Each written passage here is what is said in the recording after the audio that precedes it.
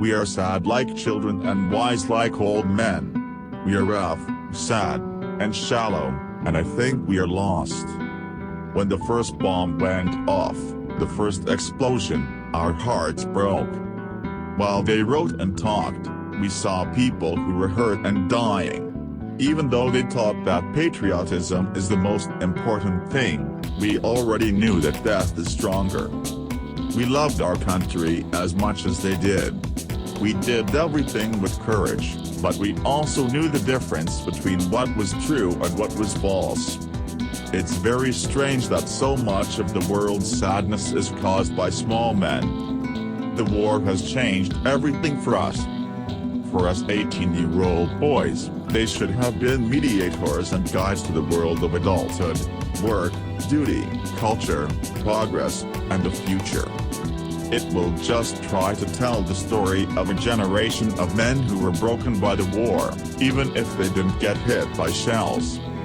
We are little flames with weak walls that can't protect us from the storm of disintegration and madness.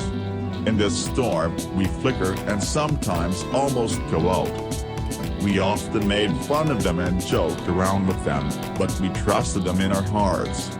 We thought that because they were in charge, they had more knowledge and a better understanding of people. But when we saw the first death, it broke this idea. We had to realize that we could be trusted more than they could. They were smarter and had better phrases than us. The first bombing showed us we were wrong, and it broke up the world we had been taught about. We are so tired that we don't even think about the food, even though we are very hungry. Then, slowly, we start to act more like men again. We no longer care about each other.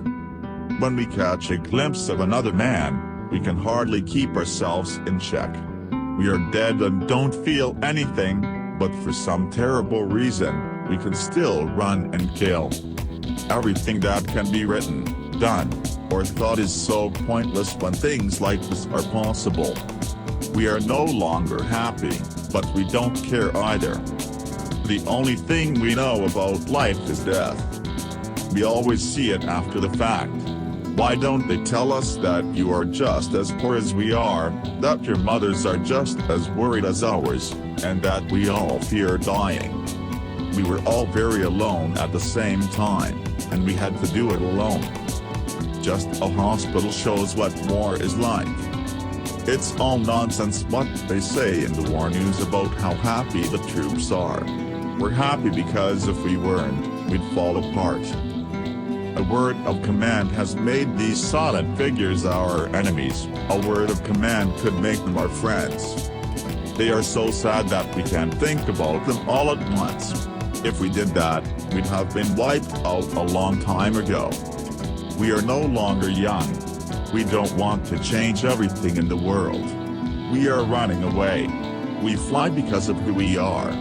Out of our lives. We were 18 and had just started to love life in the world, but we had to blow it up. This book isn't meant to be an accusation, a confession, or even an adventure, because death isn't an adventure when you're facing it. My heart is beating fast. This is the goal, the big goal, the only goal I've thought about in the trenches. I've looked for it as the only way to live after all human feeling has been destroyed. I quickly learned this: fear can be dealt with as long as a person doesn't think about it, but it kills if a person does.